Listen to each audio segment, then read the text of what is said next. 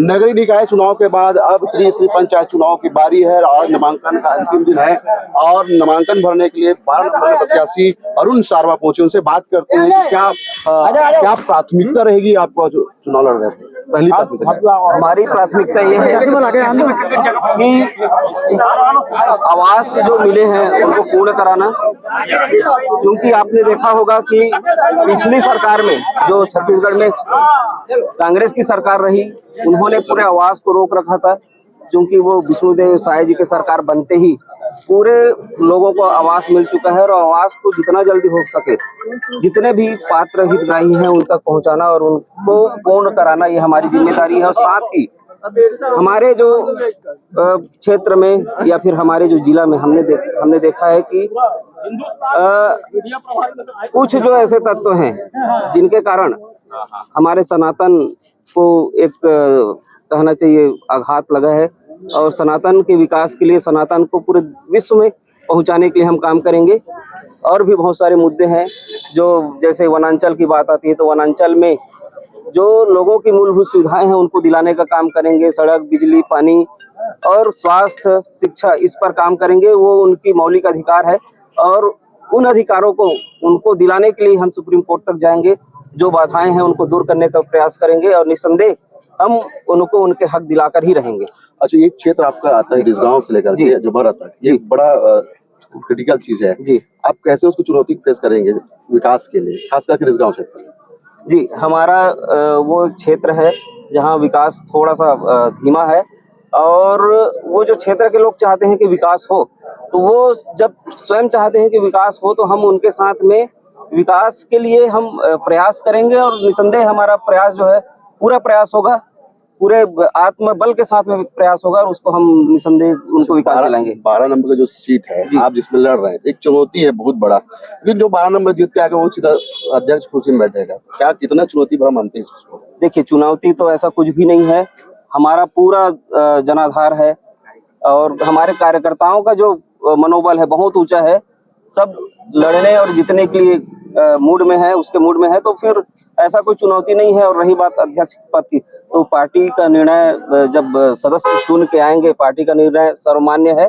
वो जिन्हें बेहतर समझेंगे उन्हें अध्यक्ष का पद मिलेगा। सबसे जीत करके आते हो, सबसे पहली प्राथमिकता क्या होगी, क्या बनाएंगे आप, क्या सोच के रखें? देखिए, जब जीत के आते हैं तो हम विकास की जब बात करते हैं तो विकास एक मैं हमेशा बोलता हूँ एक निरंतर प्रक्रिया है जो इस दुनिया में चलते रहती है और लोगों के मन में एक विकास की सोच होनी चाहिए। जब हम सोच में विकास को लाएंगे, हर इंसान जब सोचेगा कि हमको विकास करना है तो निसंदेह विकास होगा।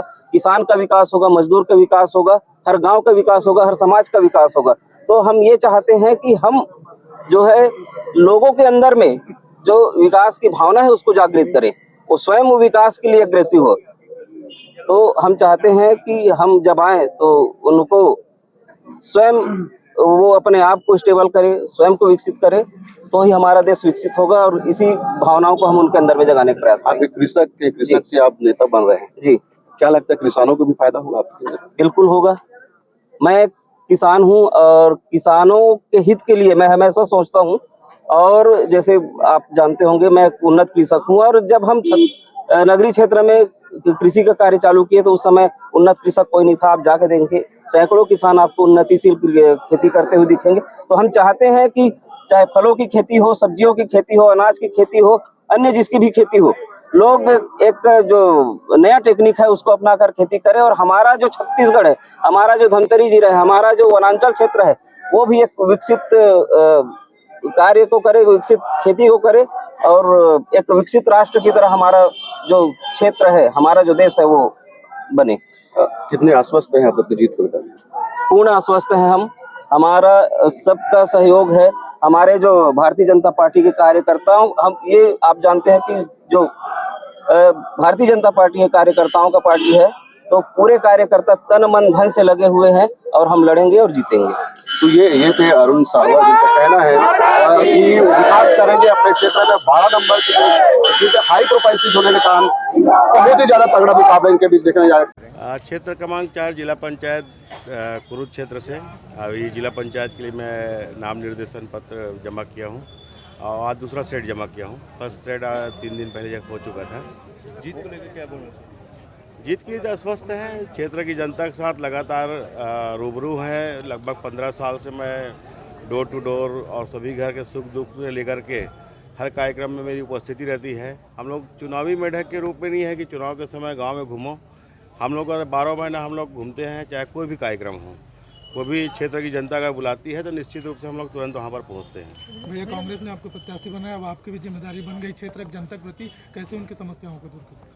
देखिए, मूलभूत की समस्याएं सबसे बड़ी रहती है। ग्रामीण क्षेत्रों में पानी का, बिजली का, पुल पुलिया का या पानी का निकासी का, ये सब सारे चीज़ें मेन है। स्वास्थ्य के क्षेत्र में है और बाकी जैसे कोई बड़ा काम है उसके लिए मुख्य रूप से हम लोग जिला पंचायत के माध्यम से आगे जहाँ पर जाना है, जिस मंत्रालय का डिपार्टमेंट का काम है, हम वहाँ तक ही पहुँचने की कोशिश करते हैं। क्योंकि चूँकि मेरा ये तीसरा बार चुनाव है। 2 बार तो मैं रह चुका हूँ 10 साल जिला पंचायत सदस्य, और ये तीसरी बार मैं खुद किया हूँ। और चौथी बार बोला जाए, एक बार मेरी धर्मपत्नी तारिणी चंद्राकर जी भी रही है, तो 3 बार तो हमारा हो चुका है, चौथा बार है।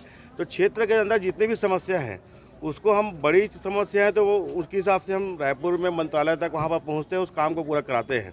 और नीचे स्तर पर जिला पंचायत से हम लोग संभागीय अधिकारियों से मिल करके वो काम को करवा लेते हैं। किन मुद्दों को लेकर चुनावी मैदान में उतरे? मुद्दा तो जिला पंचायत 12 में बहुत सारा मुद्दा है और मुद्दा ऐसे मुद्दा है जो सदियों से मांग कर रहे हैं आदिवासी भाई। जैसे कि मान लो रिसगांव के बीच में गादुल बहारा के पास में सोंढूर नदी है और वहाँ सदियों से आदिवासियों का निवास होता है। उस समय 1983 में कोई फॉरेस्ट एक्ट अधिनियम नहीं था।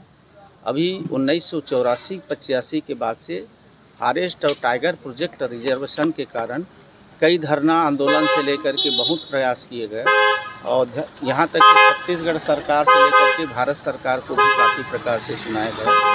तो पुल पुलिया, नहर नाली और ज्वलंत समस्या जैसे बैंक है, मैं सांखरा में केंद्रीय बैंक देखना चाहता हूँ ताकि किसानों को बहुत ही सुविधा मिले, क्योंकि नगरी एक ही राष्ट्रीयकृत सहकारी केंद्रीय बैंक है।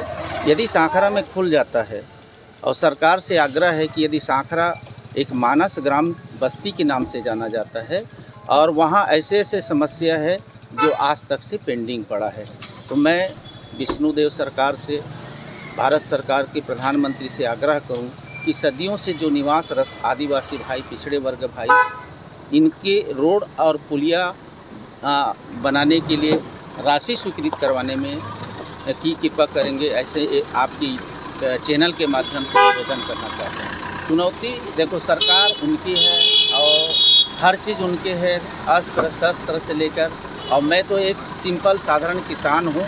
मैं एक हाथ जोड़ करके, निवेदन करके, पैर छू करके ही उनकी आशीर्वाद प्रदान लेना चाहता हूँ, ताकि क्षेत्र में हम सब मिल के सुंदर एक सपना 12 नंबर का जिला पंचायत के साथ, जितने धमतरी जिला के 13 जिला पंचायत है उसमें हम सब मिल कर के एक सुंदर जिला पंचायत का संरचना करें, ऐसी मेरा एक कल्पना है। जैसे कि रिसगांव क्षेत्र अति पिछड़ा क्षेत्र है, यदि आप जीत पाती हो जी, तो पहला प्राथमिकता क्या रहेगा? विकास होता है? पहला प्राथमिकता सरकार से निवेदन करूंगा, सरकार से आग्रह करूंगा कि सरकार में जितने भी मुख्यमंत्री से लेकर के स्थानीय विधायक और जितने भी मंत्रिमंडल से निवेदन करूंगा कि हमारे आदिवासी संस्कृति को बचाने के लिए, आदिवासियों की जब बात होती है तो पुल पुलिया अनिवार्य है। जब कोई बच्चा और जच्चा की बात होती है तो उस समय बहुत बड़े खतरा की घंटी बजती है। तो सोंढूर नदी एक ऐसे नदी है, सेतु निगम के अनुसार से यदि वहाँ पुल बन जाए, शेर चीता के लिए आज भी अपने अपने रास्ता में चलते हैं। जैसे कि भारतमाला रोड बना है और भारतमाला रोड बना है, उसी प्रकार से वहाँ भी हमारे आदिवासी भाइयों के लिए एक सुंदर पुलिया बन जाए और वहाँ के बच्चे पढ़ लिख कर डॉक्टर, कलेक्टर, इंजीनियर बने, इस देश के नेता बने, ऐसी मेरा एक कल्पना है। जिस जीत के लिए सारे जनता मेरे भगवान है, सारे जनता मेरे परिवार हैं और उनकी आशीर्वाद ही मेरे जीत का प्रतीक है। कैमरा पर्सन के साथ देवेंद्र कुमार मिश्रा, IBC 24 धमतरी।